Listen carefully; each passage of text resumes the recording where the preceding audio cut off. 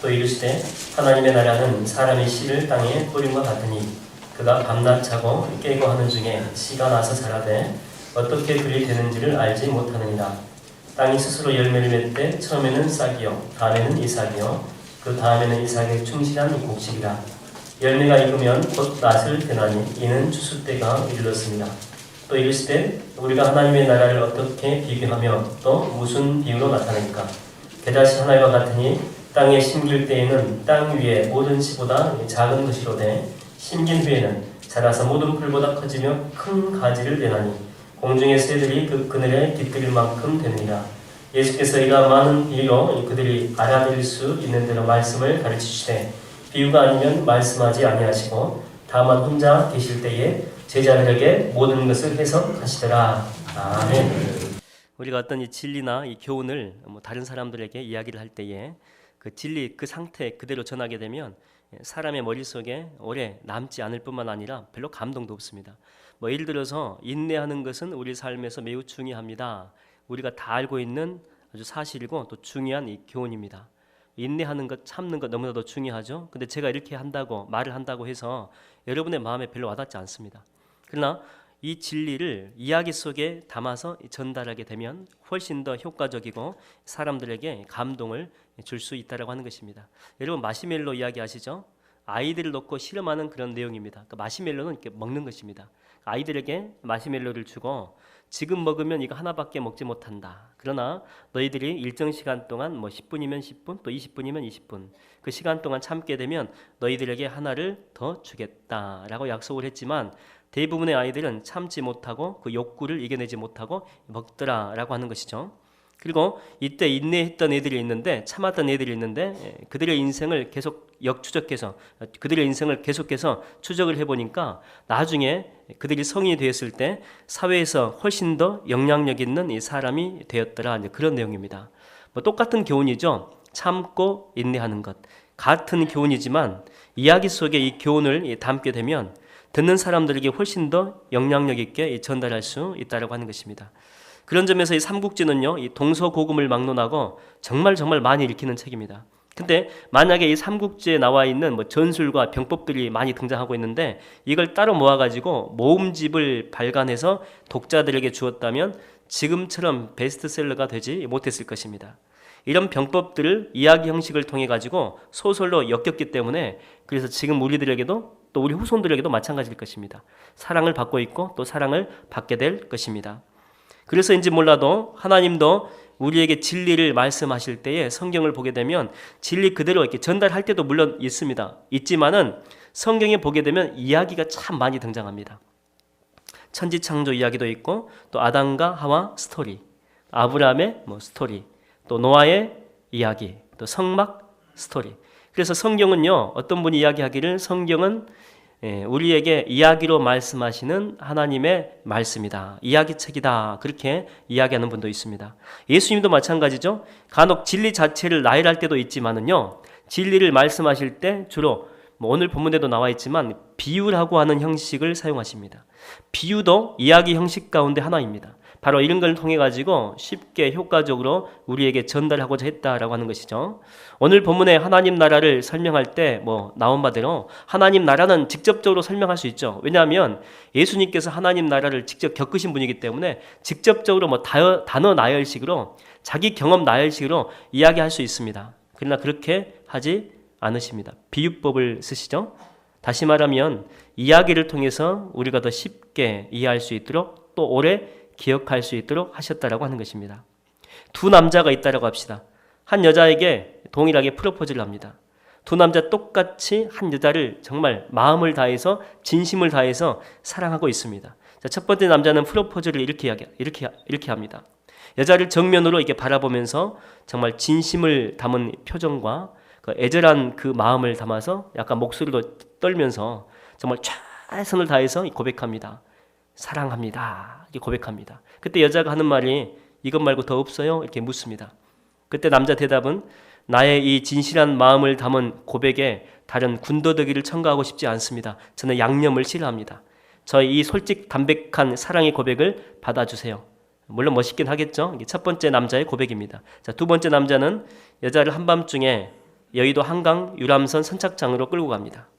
여자가 유람선에 발을 내딛는 순간 갑자기 캄캄했던 유람선에 조명등이 환하게 밝혀지면서 잔잔했던 음악이 흘러나오기 시작합니다. 순식간에 분위기를 따뜻하게 사로잡죠. 그때 뚝섬 유원지 쪽에서 이 굉음을 내면서 하늘 높이 막 폭죽들이 날아오기 시작합니다. 여기저기서 펑펑하고 터지면서 기가 막힌 퍼포먼스가 연출이 되죠.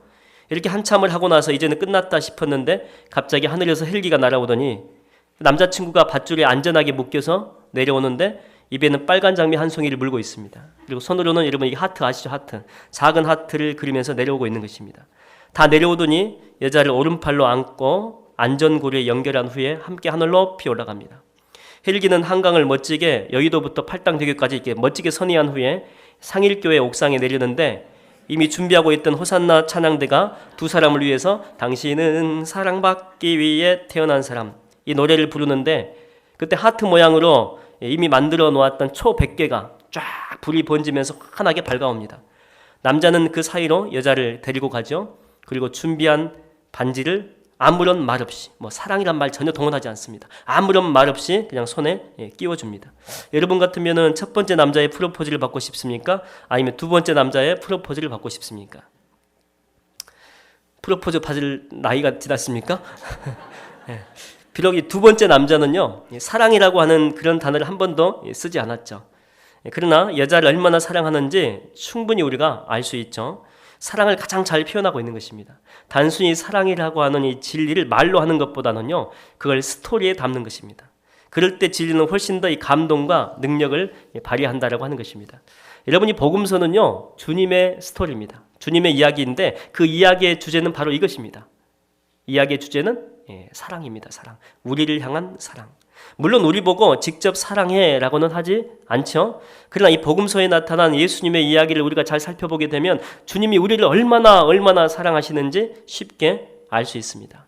하늘 보좌를 버리시고 낮고 낮은 이 땅에 오신 예수님 스토리.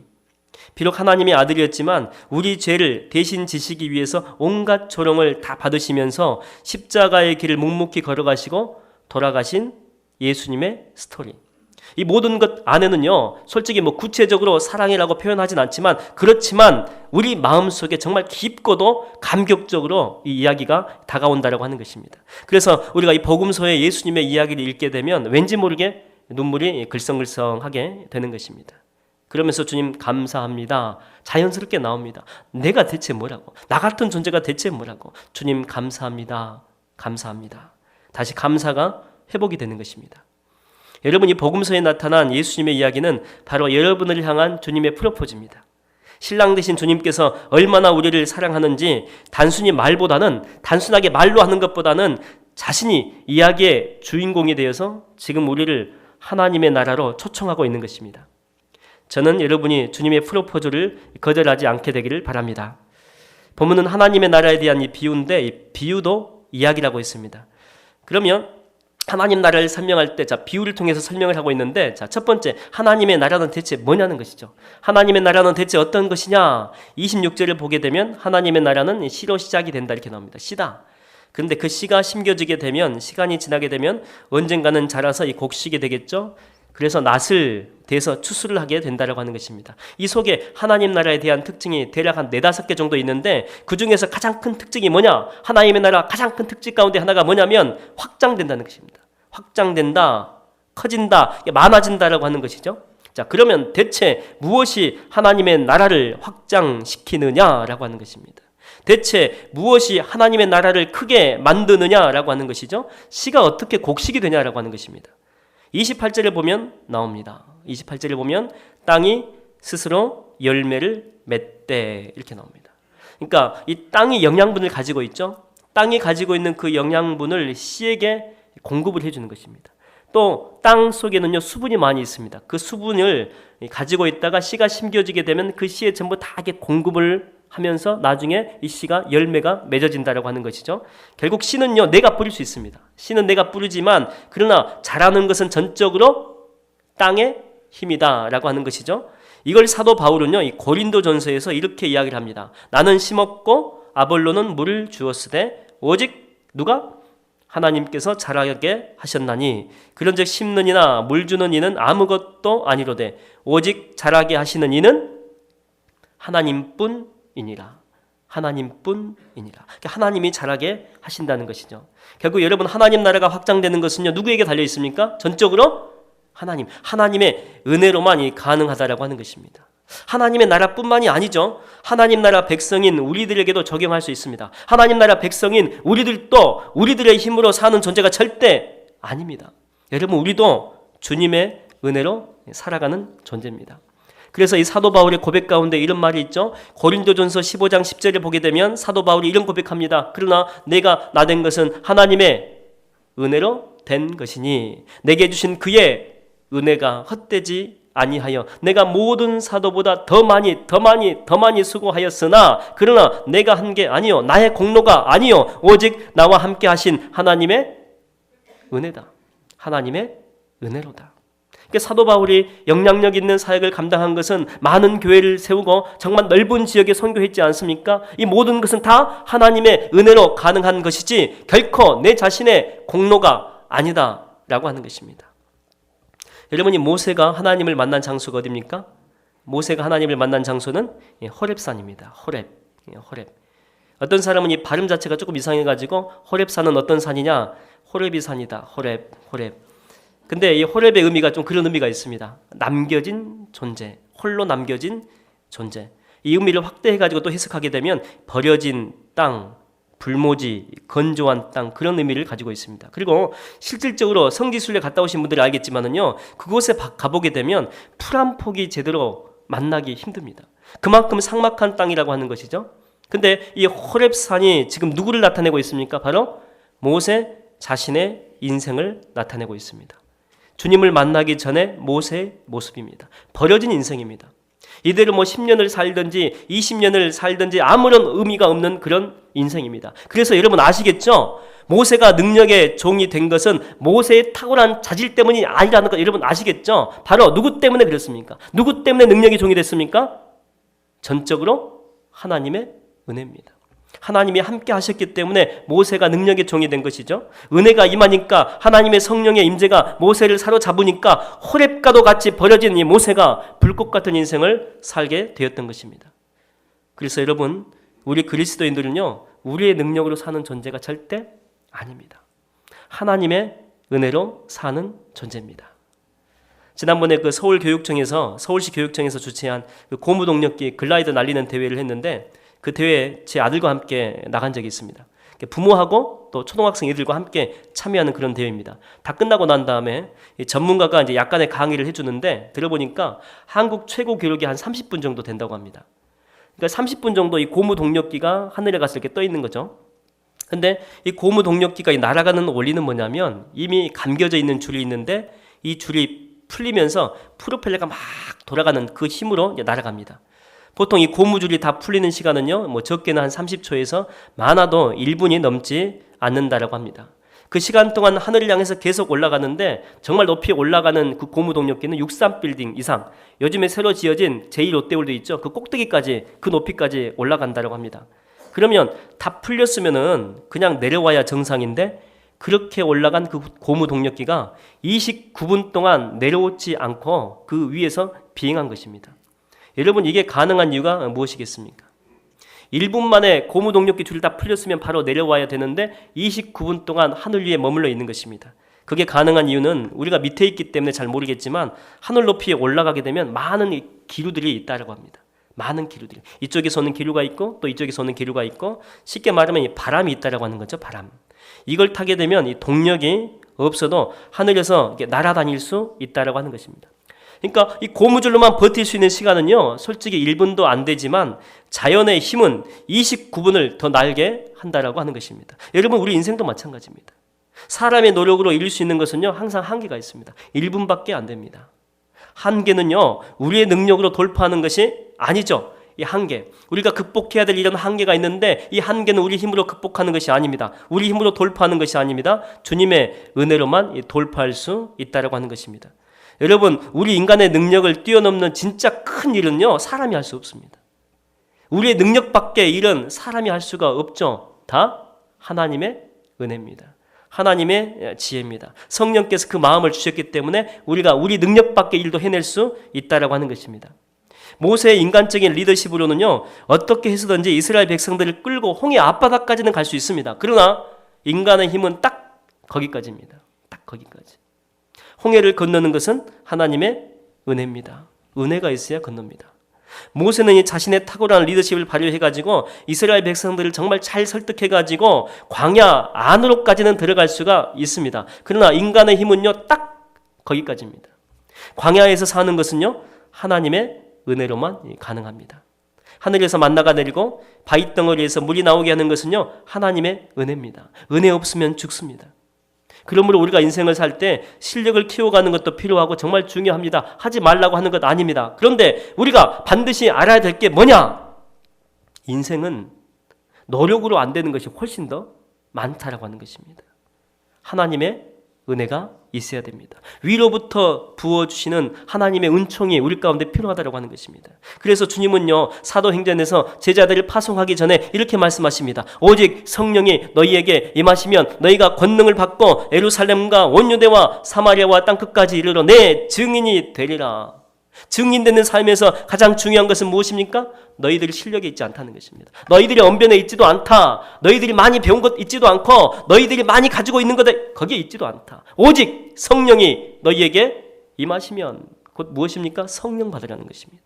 성령 받아라. 하나님의 은혜로 받아라. 하나님의 은혜를 받아라.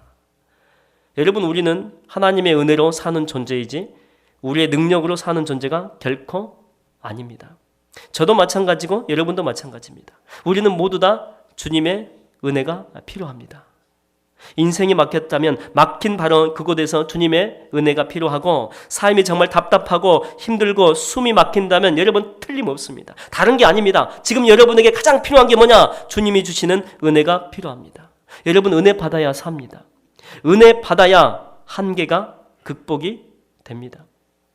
은혜는요, 우리가 상상도 못할 하늘의 복을 누리게 하고 맛보게 합니다. 그래서 우리 모두에게는 이런 주님의 은혜가 필요합니다. 오늘 위로부터 부어주시는 성령의 은혜가 여러분의 삶에 가득하게 되기를 주의 이름으로 축원드립니다. 첫 번째는 하나님의 나라는 점점 확장된다, 커진다, 이런 특징이 있다라고 했죠. 이것은 전적으로 주님의 은혜만 가능하다라고 했습니다. 주님의 은혜로만 가능하다. 자, 두 번째 하나님 나라 특징은 겨자씨 이야기를 통해서 우리에게 말씀하고 있습니다. 겨자씨는요, 참 작은 씨입니다. 그런데 주께서 말씀하시기를 이게 나중에 크게 되면 정말 크게 되면 오늘 본문에는 잘 나와 있지 않지만 마태복음과 똑같은 본문이 있습니다. 비유적으로 이렇게 해가지고 표현하게 되면 큰 줄기가 막 자라고 큰 나무가 돼가지고 새들이 와서 깃들 정도가 된다. 새들이 와서 둥지를 틀 정도가 된다. 새가 와가지고 쉴 정도가 된다. 그렇게 이야기를 하고 있습니다. 자, 이 이야기를 듣고 군중이 보인 반응은 무엇이었을까요? 정말 겨자씨가 작은데 아마 보신 분도 계시겠지만 이게 땅에 심기게 되면 정말 커다란 나무로 자라서 새들이 와가지고 그 속에서 막 쉬기도 하고 놀기도 하고 둥지를 틀고 새끼도 나기도 하고 그런다. 자, 이런 이야기를 들었을 때에 그때 있던 군중들은 어떤 반응을 보였을까요? 은혜 받았을까요? 그렇지 않습니다.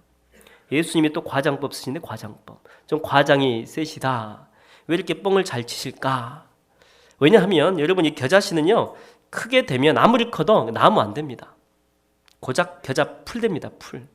이것은 우리가 이 고독천에 가면은요, 쉽게 볼 수 있는 그런 풀 종류라고 생각하시면 됩니다. 새들이 앉을 수 없습니다. 아니, 새들이 앉으려고 생각도 하지 않습니다. 앉으면은요, 바로 꺾여지게 됩니다.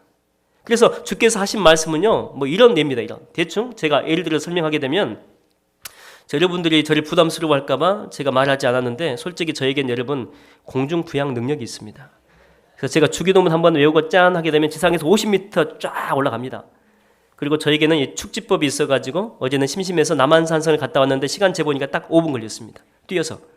그리고 또 시간이 또 돼서 검단산을 간단히 갔다 왔는데 1분 만에 간단히 주파하고 검단산에 있던 낙엽 몇 장을 모아가지고 한강에서 윈드서핑을 즐기고 왔습니다. 제가 이렇게 이야기하면 벌써 막 반응이 나오잖아요.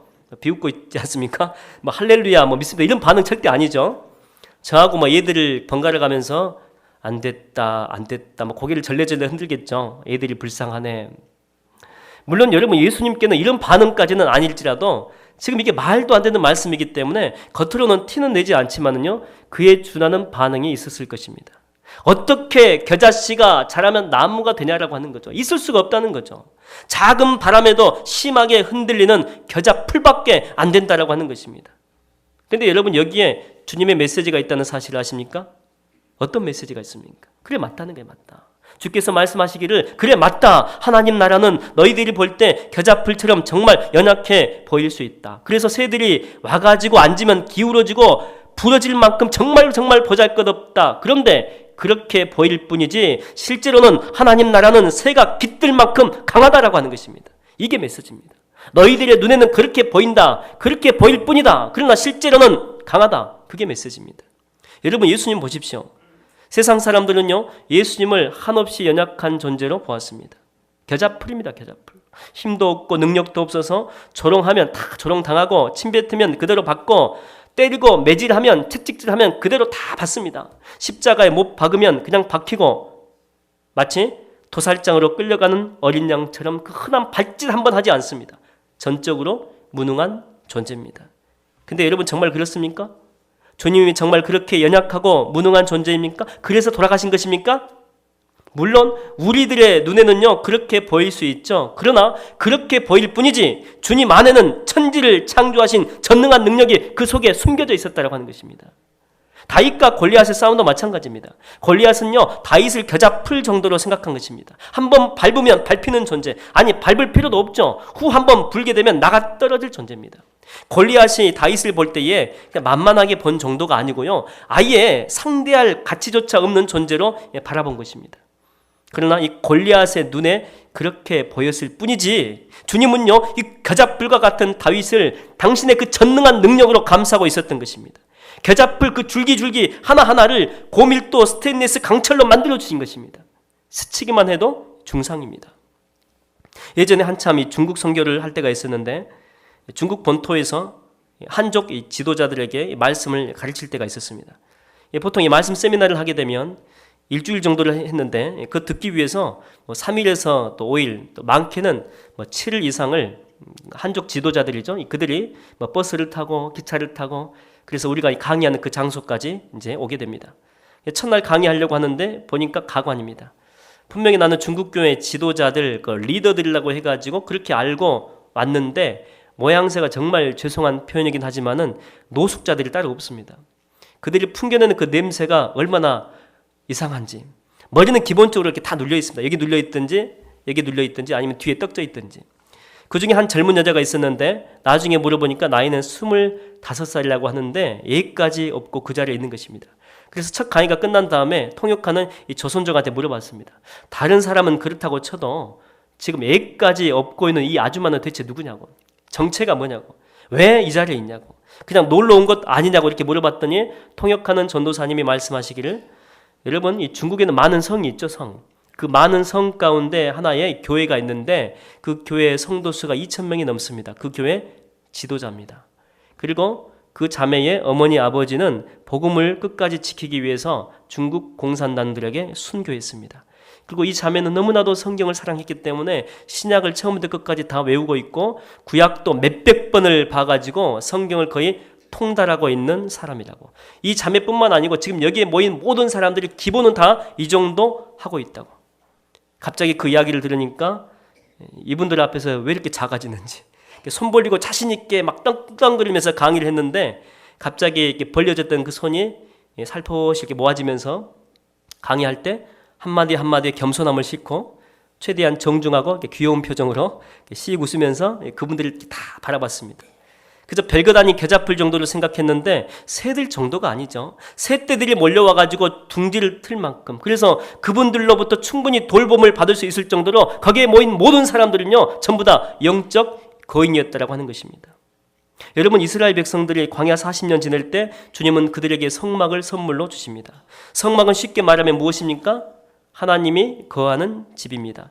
그런데 그 성막을 1차로 보호하고 있던 울타리가 있는데 그 울타리의 재료가 뭔지 아십니까? 울타리의 재료는 세마포입니다. 하얀 세마포입니다. 그냥 칼로 한번 대고 쓱 그으면 쉽게 잘리는 천조가리들입니다. 이방인들은요 그것 보고 비웃었을 것입니다. 저런 곳에 하나님이 있다고? 적어도 최소한 울타리 외장으로 되어 있는 울타리를 만들려면 동물 가죽으로 울타리를 해야 질기고 오래 가는 것이지 저런 재료를 가지고 어떻게 광야에서 버틸 수 있어? 이거 말도 안 된다는 것입니다.